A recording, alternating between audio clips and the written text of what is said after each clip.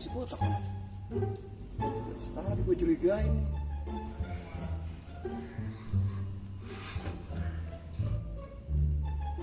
Mas, santai. Ini orang ada mencurigakan nih. Botak dari tadi saya curigain ya.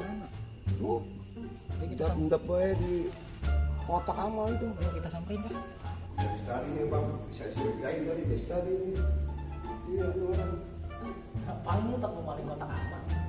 Enggak bang, sama sodako bang, mau ada duit. Terus lu ngapain senyum-senyum di atas kotak amal gitu?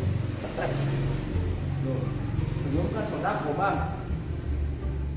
Jadi kalau saya bayar senyum,